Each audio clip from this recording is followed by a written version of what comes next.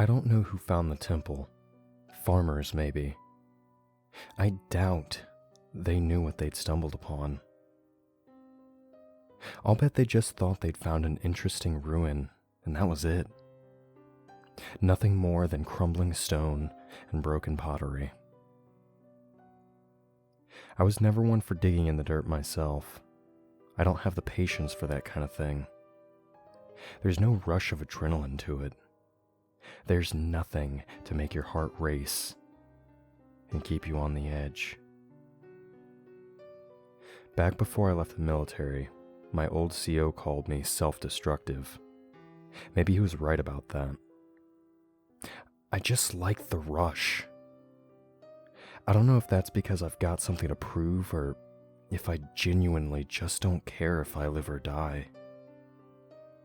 Maybe I'm just fucking crazy. I've gone through foobar ups before. People die.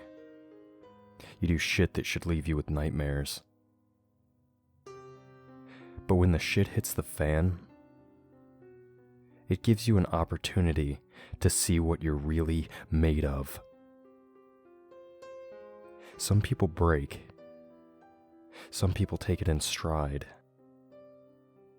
And a few of us thrive in it. I wouldn't say I've ever wanted to see an op go to shit. Nobody does. It's terrifying. But if you ask me to relive my past ops,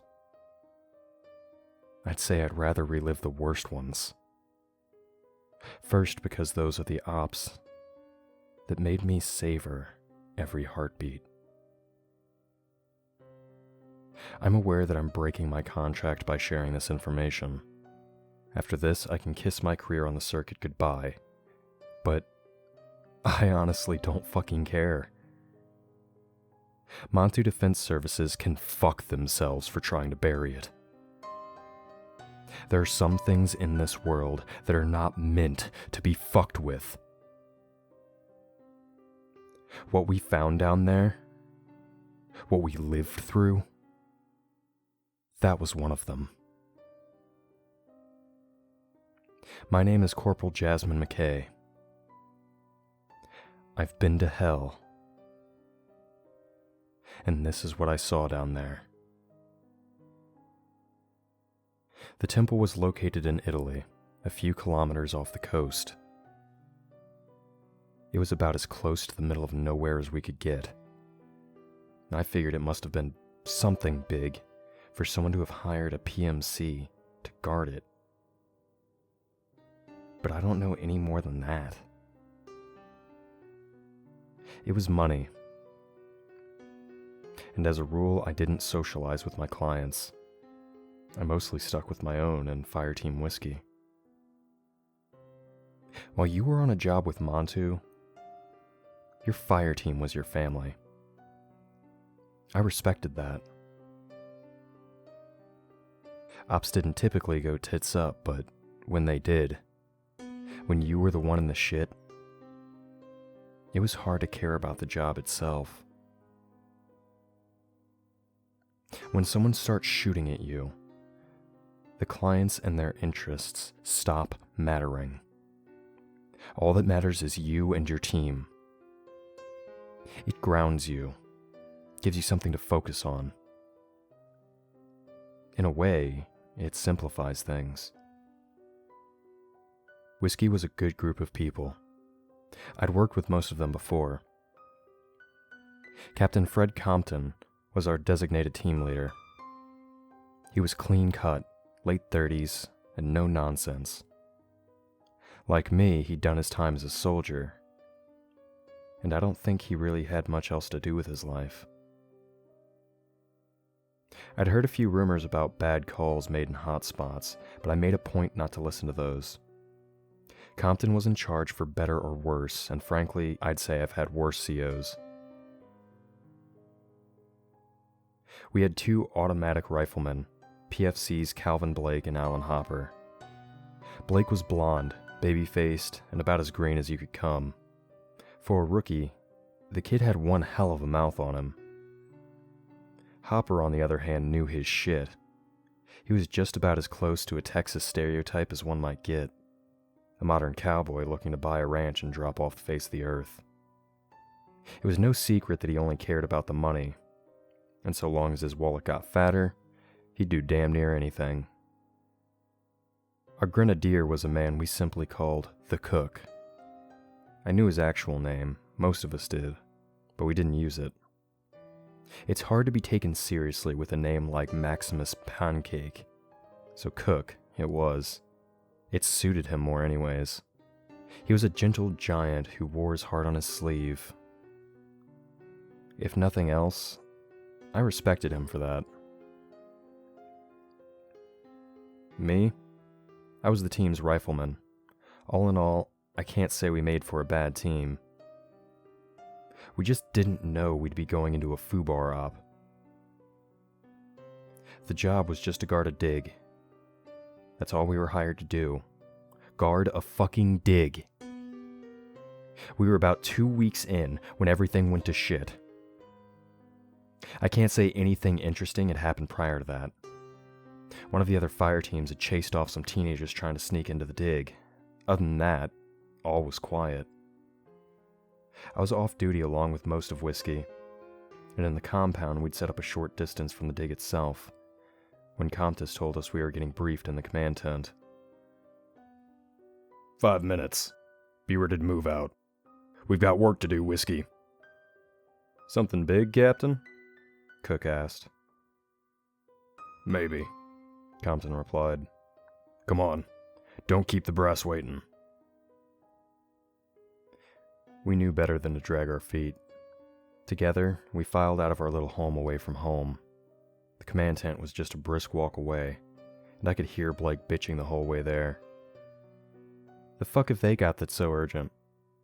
Just 'cause it ain't urgent to you doesn't mean that the folks paying up our little setup here don't think it's urgent, Hopper replied.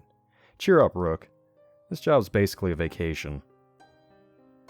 If this were a vacation, I'd be in fucking Rome. Sexy Italian bitches everywhere you look. They generally don't like it when you call them bitches. Blake just scoffed in response as if Hopper didn't know a thing or two more about women than he did. I made it to the tent behind Compton.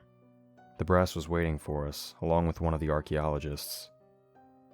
A man by the name of Neil Serrano. I can't say I ever learned much about him. He was in his mid-30s with meticulously styled hair and big plastic-rimmed glasses. His neatly trimmed beard gave him something of a hipster vibe. The brass waited until we were all inside before he started. At ease, Whiskey. This here is Dr. Serrano. I'm sure you've seen him around before. Serrano just cracked a shy smile and raised his hand in a polite wave. The supervisors of this dig have decided to permit Dr. Serrano to start moving deeper into the ruins they've uncovered. This is where you come in. There's a blockage in a chamber leading to the lower levels of the ruins. That needs to be cleared away. After that, you'll be escorting Dr. Serrano through the lower levels. Any questions? I raised a hand. With all due respect, sir, why is a full fire team being sent as an escort? Dr. Serrano, you made the request, the brass said, looking expectantly over at him. Yes, well, we don't exactly know what's down there past the blockage, Serrano said a bit sheepishly. While I'm not anticipating anything down there, I am concerned by the possibility that we may have disturbed some local wildlife. Bears, mountain lions. It's possible they may have found another entrance and are down there. Bears? Blake asked, cracking a smile. A glare from Compton discouraged him from any further comment. We're there as a safety precaution, the captain said. Cook, stop by the armory. Get everything you need for the demolitions op. The rest of you, standard operating procedure.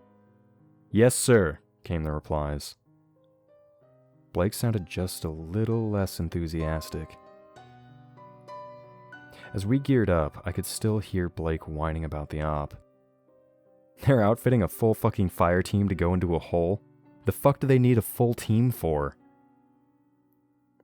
We work as a unit, rookie, I said. That's just how it is. Yeah, but for this? I'm not the only one who thinks it's a waste of time, right? I just picked up my standard issued carbine and pushed past him. Cook looked over at me, shaking his head as he finished outfitting himself. We moved out less than 20 minutes after the briefing, following Sereno to the ruins. Blake had the good sense not to run his mouth off in front of the doctor, at least. The extractor of the temple was nothing particularly interesting. It was little more than a narrow cave. I had to duck my head to get inside as I followed Compton and Sereno inside. During the weeks I'd been there, I had yet to actually enter the temple yet. I wasn't sure what to expect inside. Time hadn't been kind to the ruins. I'd expected something more ornate and impressive. Instead, I just saw broken remnants of stone architecture carved into broken walls. A few artificial lights had been installed, but they were barely enough to see by. Cook, move on ahead, Compton said, and I had to push myself against one of the walls for Cook to get past me. The blockage is just down this hallway at the end of the chamber, Sereno said. He gestured for Cook to follow him. You've got the charges, right? Should we be inside when he blows those things? Blake asked. Seems kinda hazardous. Compton opened up his mouth to reply before he paused. Blake had a point. Rookie's got a point. Cook, you good on your own? I've got it handled, Cook called back. Doc, I'll rig the charges, but then I'm done. We should both get clear. I don't think I've got enough to bring this place down, but I don't want a chance getting trapped in a cave-in. Right. You're the boss, Sereno assured him. Compton gestured for us to file out, and we did. I could hear Sereno speaking to Cook faintly in the distance, but not the specifics of what was said. It was a few minutes before both Cook and Sereno filed out of the cave, and a few minutes later before we heard the blast. Dust flew out of the ruins, and we waited quietly to see if the cavern would collapse. I couldn't say I was particularly surprised when it didn't. Compton stared into the darkness as the dust settled. He looked over at us, eyes focused on Blake. Blake, Cook, take point. Let's see if the debris is cleared. Wait, what? Why me? Blake protested as Cook started inside without a word. Because, if something came out of there, I don't want Cook handling it alone. Move out. Blake swore under his breath before following Cook inside. For a few moments, I could hear his faint complaining before Cook's voice cut through the darkness. Blockage is clear. Looks like it's safe to keep moving. I could see Sereno's eyes light up. He was the first one back in that cave, and he moved with all the enthusiasm of a kid on Christmas. Compton followed him with Hopper and I behind him. The dust hung heavy in the air as we moved through the ruins of the temple. I could see Cook up ahead, standing in front of a fresh hole where there used to be rubble. Now I could see stone stairs leading down into the darkened earth. They looked far better preserved than the rest of the ruins around us. This is it, I heard Sereno say. This is really it. We're through. He stood over the stairs, almost quaking in excitement as he began his descent. Doctor, wait! Compton called, but Sereno didn't listen. He made his way down the darkened stairs, turning on his flashlight as he went. Compton just sighed in frustration. Okay, Blake, move up. Keep an eye on him. We're right behind you. Yes, sir, I said quietly. I felt a familiar surge of excitement as I started down the stone stairs with Blake behind me. I didn't expect there to be any light aside from our flashlights. I was wrong. I caught little glimmers of a bluish-green glow on some of the walls. On inspection, I noticed little flowers that looked like nothing I'd seen before, growing out of cracks in the rocks. Their colors seemed to shift from vibrant pinks to green and blue. Stinks down here, I heard Blake murmur. I noticed the smell as well. Sickly sweet and musky. Up ahead, I could see that Sereno had reached an ending in the stairwell, and I moved down to catch up with him. The chamber that the stairwell opened into was large and well preserved. It had a massive domed ceiling that loomed over us, and I could hear my footsteps echoing inside. In the center of the room was a massive pedestal that Sereno stood over. "This is amazing," he said under his breath. His flashlight shone on the domed ceiling above us. "Can you believe we're likely the first people to set foot here in, God, at least 5,000 years, maybe even more?" Looking up at the ceiling, I saw images engraved in the stone. There was one of what looked to be a bipedal wolf. It wore a long robe and seemed to have a feather by its head. "What the hell is this place?" I murmured. "Judging by the diagrams, it seems to have been a way for the builders of this temple to contact their gods," Sereno said. "I've seen some of these markings before. These are ancient entities, some even predating the earliest known gods." "Wouldn't that make them the earliest known gods, then?" Blake asked. Sereno's flashlight shifted to illuminating a carving of a face near the top of the chamber. The face looked skeletal with sunken eyes and a wide predatory grin. 8 horns surrounded the face, 2 on the top, 2 on the bottom, and 2 on each side. "If that's their god, I'm happy they died out," I murmured as Sereno looked down at the pedestal. "This must have been where they summoned them," he murmured and reached out to touch it. "I don't think I need to tell you to be careful with that, Dr. Sereno," Compton said as he, Cook, and Hopper descended the final steps of the temple. "It's fine, I know what I'm doing," Sereno promised. He held his flashlight in his mouth as he fiddled with the pedestal, and Cook drew nearer to him to watch what he was doing. I could hear the heavy shifting of ancient stone before the ground beneath me started to shake. "The fuck is that?" Blake called. Old dust and cracked stone fell from the domed ceiling. "Earthquake," I replied. "From the explosives, maybe?" In the beam from my flashlight, I saw Compton's eyes go wide. "Move! We're going back up!" he called. "Dr. Sereno, leave the pedestal!" Sereno looked up at him. I couldn't read the expression on his face, and frankly, I didn't linger on it for long. A massive stone ring moved along the domed ceiling and up towards the demonic face in the center. I could see a second ring on the other side of the room moving up to do the same. Its trajectory cut off Compton's retreat towards the stairs, and he froze dead in his tracks. The rings rose up and intersected beneath the carvings, and I saw a pillar of blinding white light erupt from the rings of the pillar. Compton froze just a few seconds as the ground shook again, more violently this time. I don't think any of us had time to react. The last thing I remember before the explosion was Cook's voice shouting, "Run!" Then came the deafening roar as the light overtook us, and after that, darkness. I was sure that I was dead. All I could see was darkness, and the air around me was freezing cold. I was sure that we'd triggered a collapse, and now I was dead. What a sorry way to go, right? After all the stupid shit I'd done, the bad ops, the pointless thrill-seeking, all of that, I died in a fucking cave-in? It seemed funny at the time. Funny enough for me to laugh at. And I did laugh. The laughter echoed back at me, and hearing it, I started to second-guess whether or not I really was dead. Maybe it was just my imagination, but I heard shuffling beside me. A groan that sounded a lot like Hopper. I flexed my fingers, feeling my aching body, and realizing that somehow I'd survived whatever had happened. "The status report," I heard Compton rasp.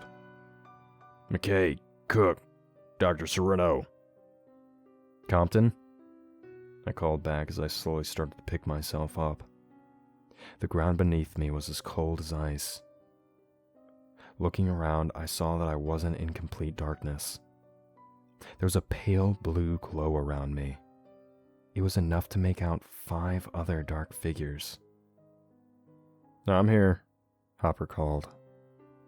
Me too, said Cook. Jesus Christ, what the fuck happened? And there was Blake. Hopper turned on his flashlight, offering a little more light to see by. I could see Dr. Sereno on the ground nearby, slowly picking himself up. Cook offered him a hand to help him up. Did the chamber collapse? Hopper asked. Where are we? Why is it so fucking cold? I heard the crackle of Compton's radio as he tried to turn it off. This is Fireteam Whiskey. Does anyone read me? No response. There was only static. This is Captain Fred Compton with Fireteam Whiskey. Does anyone read me? Please respond. Still nothing. Anyone got a cell phone or something? Hopper asked. Could be the radio was down. I've got mine, I offered as I fished it out of my pocket. I still had power, but no signal. I could see Blake checking his own phone and swearing under his breath. He turned on his phone's flashlight instead. I've got nothing, he called. Christ, did we get buried alive down here? How the fuck are we gonna get out? I don't think we've been buried, Cook murmured. He'd knelt down and had a hand on the floor. This is ice. Why would there be ice if we were buried? Ice? Compton asked. He looked down at the floor and pressed a hand to it to confirm. Maybe we ended up in another cavern beneath the earth? Hopper asked. I don't know. Sereno, you're the scientist. Sereno remained silent, looking at the somber blue hue surrounding us. Well, if we're in a cavern, then it has to lead somewhere, Compton said. Maybe we can find a way out, or at least get a better idea to where we are. I shone my phone's flashlight upward, looking for a hole in the ceiling we could have fallen through. I saw nothing save for a few pieces of broken stone embedded in ice. The shape of it reminded me of the temple we'd been in, but I couldn't say much else about it. I caught Sereno looking up at it too. Doc? I asked. He looked over at me. What do you make of this? I don't know, he said softly. This doesn't make any sense. This area we're in, the design is similar to the chamber we were in before. This doesn't seem to be the same location, though. So what? We teleported? Hopper asked. I don't know, Sereno replied, trailing off as he stared back up at the ceiling. We'll have time to figure that out as we move, Compton said. If everyone's good to go, we should get moving. The rest of the dig probably heard the collapse. They'll be looking for us. We should move out. Maybe we can find a better place to contact them. Doesn't seem like there's anything for us here. It was hard to argue with that. I looked around at the others and saw no dissent on their faces. Compton looked ahead in the dark before he started to walk, and slowly, the 5 of us followed him. I don't know just how long we walked. The frozen caverns wound and twisted in on themselves. The ice was slippery and difficult to walk on, with sharp inclines to scale. I'd say we must have walked for a good few hours, with only our flashlights and that pale blue glow to guide us. Every whisper and every footstep seemed to echo in the dark, and the sound of it sent shivers down my spine. Even less comforting were the footsteps and whispers that I wasn't sure came from us. I was sure that my mind had to be playing tricks on me. But from the corner of my eye, I was sure that the shadows seemed to move. I heard low whispers echo off the walls of the glacial caverns, and I don't think I was the only one to hear them. Hopper seemed to slow down at one point and let me walk up beside him. You're hearing it too, aren't you? He whispered. I just gave him a grim nod. We're not alone down here, Hopper said. I think they're following us. Not sure if they're just curious or if they mean us any harm. You get a good look at them? No. Captain sees them too, though. So does Cook. I think. Nobody else is panicking, so let's just stay frosty. But this doesn't sit right with me, not one bit. I glanced backwards. In the darkness, it was hard to tell if anything was waiting for us. A heavy shadow seemed to pass through the blue haze, which made me clutch my rifle just a little bit tighter. But if something was out there, it wasn't ready to make its move just yet. I don't know how much time passed before we finally stopped. Compton slowed his pace and sighed. He looked back into the darkness before gesturing for us to stop. Let's take a break, Whiskey, he said. Check your devices. Let's see if our luck has improved any. We'd made brief stops to try making calls or pinging someone on the radio before, but we hadn't had any luck so far. Our final stop made no difference at all. I could see a hollow unease in Compton's eyes, as he debated pressing on even further or not. Finally, he shook his head. Set up camp. Try and get some rest, he finally said. We'll sleep in shifts. McKay, Hopper, you two have first watch. Switch out in 2 hours. If you see anything you don't like, shoot it. Sir, yes, sir, Hopper murmured. He watched as the others tried and failed to get comfortable. I don't know if they got any rest, but there was no fire and no food to be had. I strayed over to the far end of one of the stretch of cavern we'd camped out in. The wall was solid ice, and I took out my knife to chip some of it away. It was the only source of fresh water that we'd really had. Hopper stood closer to the rest of the camp, staring expectantly out into the darkness, and I chipped some ice away for him as well. From behind the wall, I saw a shadow moving. A long, creeping darkness on the other side, as if I were looking through a blurred window into a void. I shrank back a step, watching as the dark shape coiled and vanished. Glancing over at Hopper, I knew that he'd seen it too. Something is out here, he whispered calmly. Out there? I asked. What the fuck do you mean out there? Well, I reckon that where we are right now is in some sort of iceberg or glacier. Would explain the ice. Ice needs water to form, right? So obviously there's water nearby. Then of course there's the movement on the other side of some of these walls. A fish of some sort would be my guess, judging by the way it moves. I stared at him, unsure whether or not I should believe a word that he said before I dismissed it. I offered him the ice I'd chipped away and watched as he popped it into his mouth. You think that's what's been following us? I asked. No, he replied plainly. They're about 20 feet behind us and watching us very closely, he said. I looked over into the darkness, but I couldn't see anything. All the same, I was sure I could feel the eyes watching me. I think they're gonna move soon, he said. This is just the calm before the storm. Why not shoot them? I asked. 'Cause I don't know for sure if they're gonna move, and I don't know how many of them there are. You want to pick a fight with some folks you can't see and don't know anything about? Be my guest. But trust me, it's not a good idea. I stared into the darkness, knowing that he had a point. All the same, I was tempted to just start shooting. I didn't, but I was tempted to. It was less than an hour before they came, and when they did, they came in force.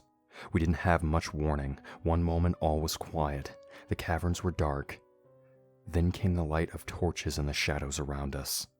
I was with Hopper when I saw them, and he clutched his rifle close, ready to fire when they made their move. In the dim light, I could see their pale, masked faces with snarling fangs and ice blue eyes. There were more of them than I could count, and they were inching closer to us, spears at the ready. Hopper raised his rifle, but he didn't fire. I held my own gun at the ready and backed towards Compton, and nudged him with my boot. "Captain, we've got trouble." I saw Compton sit up, groggy and uncomfortable before his eyes widened. He was on his feet immediately, going for his own rifle and taking aim at the advancing figures, but like Hopper, he didn't fire. There were far too many of them. If they rushed us, I don't think we'd have survived. "Hopper," he called as I gave Blake a hard kick to wake him up. I was a little more gentle with Cook. "Who the hell are these people?" Compton asked as he scrambled to his feet. "Local population from the looks of it," Hopper said. "Permission to engage, sir?" "You need to ask." Wait! A discerning voice came from Sereno. He came in front of Compton, putting a hand on his rifle and forcing it down. His glasses were askew from his nap and his hair was a mess. "Don't shoot." They just seemed curious. "They've got spears pointed at us, Doctor. This doesn't look like curiosity to me." "And archers near the back who haven't fired yet," Sereno added. "Captain, please, hold your fire. I don't think they're here to hurt us." I could see Compton hesitating as Blake and Cook got up as well. He gritted his teeth and swore under his breath. "Stand down," he finally said. "Keep your guns up, but nobody fire a shot until they shoot first." "I don't think they're going to give us the courtesy of shooting back," Blake murmured, but he was ignored. The masked figures stopped a few feet away from us, spears at the ready. Sereno held his hands up in a gesture of surrender before looking over at Compton. "Captain, please lower your weapons." "They can lower theirs first," Compton replied harshly. One of the masked figures in front of us spoke. I didn't recognize the language. The words seemed too slurred together into something unintelligible. In the pale light, I saw Sereno's eyes light up. He opened his mouth and said something. It sounded like Italian. My grasp on the language wasn't the best, but as far as I can tell, he said, "We are lost, can you help?" The figures before us murmured amongst themselves, and I saw a look of unease on Compton's face. "You can speak to them?" I think so," Sereno stammered. "I recognize some words. It's rough, but it's definitely Italian. I think I heard Latin, too. Let me..." He cleared his throat and said something in what I presume to be Latin. I don't know if the figures before us understood him, but they at least tried to reply back. "What's he saying?" Compton asked. "They can show us a way out, but there's a cost to be paid," Sereno said. "Cost? What cost?" Sereno tried speaking again, sounding out his words carefully. The figure before us replied again. I don't understand the word he's using," Sereno said. "I just know that there's a debt." "We can figure that out when we get out of here," Blake said. "If they've got a way out, let's just take them up on their offer." Compton gritted his teeth before he sighed. "Tell them we'll pay whatever toll we have to," he said, and Sereno relayed the information. Some of the masked figures finally lowered their spears. A few others kept them at the ready, but I still felt a wave of relief wash over me. At least we seemed to have reached some sort of truce. One of the masked figures spoke and gestured for us to follow. Sereno didn't need to translate that. Compton moved forwards, tense and wary, but he let the figures lead him into the darkness. "Dr. Sereno, with me," he said. "Whiskey, stay sharp. Let's not piss our hosts off, but keep your guard up." I stayed close to Sereno as we were led back the way we came from. "Since we're all friends now, can you ask them where the hell we are?" I asked. "I can try," Sereno offered before attempting to relay my question. One of the masked figures looked back at him before giving their answer. I saw Sereno's brow furrowed in confusion. "What did he say?" "Damnation," Sereno said. "He says we're on the edge of damnation." "Well, that's not terrifying at all," Blake murmured. Compton shushed him. The masked figure continued to speak. "We've arrived at the way station for the lost, the land of the..." He paused. "The land of the what?" I asked. "The vast serpent, I think. That doesn't make sense. How so? Well, in some early cultures, the vast serpent was a powerful entity who was struck down from godhood and given rule over the underworld, Sereno said. Sort of like a pre-Christian satanic archetype. Remember that carving on the roof of the chamber we were in before the explosion? That was a depiction of the serpent. So what? We're in hell? I asked. Well, at least in an underworld of some sort, Serrano replied. But that doesn't make sense. As we walked, I saw more figures lining the walls of ice. They stood vigilant, their spears at their sides as we passed them. And up ahead, I spotted a wooden platform with thick ropes rising up into the darkness above. We were herded onto the platform as some of the masked figures began to pull on the rope and made the old thing rise. Well, at least we're going up, I murmured. Maybe we'll at least get a signal and get this lost tribe shit over with. Sereno only gave a half nod and looked up apprehensively into the darkness. A sliver of bright light appeared above us. I could feel its warmth on my face. Daylight. It had to be daylight, right? We all looked up, and as the doors above us opened and exposed us to the deep blue sky with wispy purple clouds above us. A cold wind blew against my face as the hand-operated elevator raised us up to our final destination. And my heart sank in my chest as I saw where we ended up. We were on the surface, that much was for sure. But I was confident that we were not anywhere near Italy.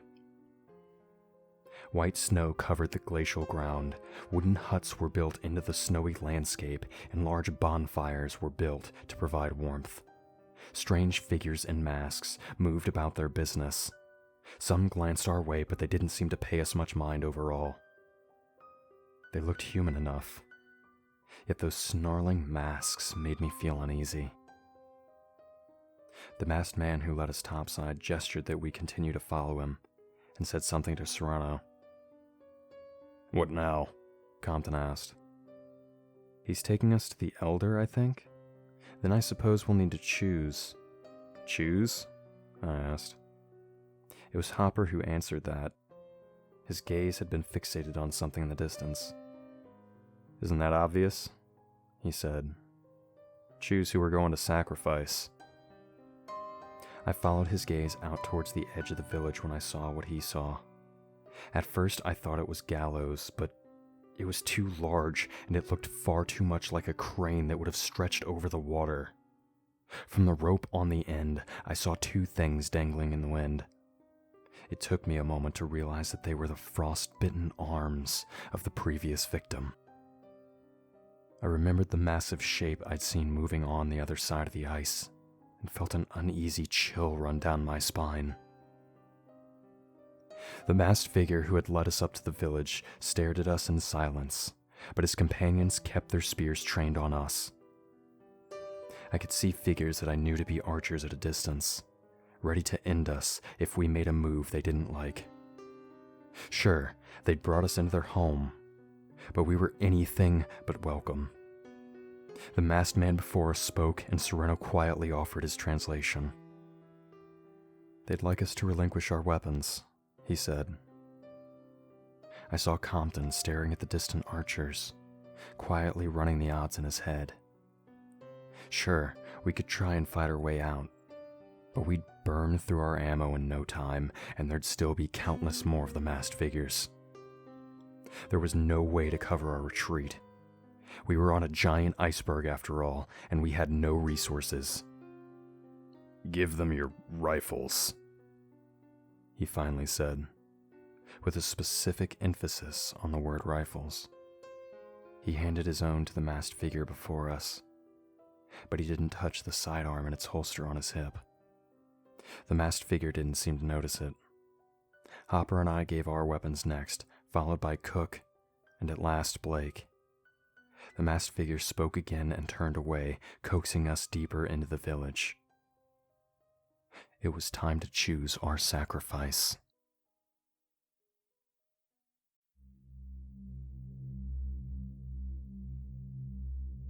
Chronicler here. We here at Creepy Spaghet would like to thank HeadOfSpectre for allowing us to tell their story. If you enjoyed this story, be sure to subscribe to stay updated on these terrible tales. And make sure to check out the author in the links below. If you're interested in having your story narrated, be sure to reach out to our humble overseer, as he continues his journey to pull the darkest stories from the infinite depths of the internet. Until next time, fiends. And remember, we are darkness.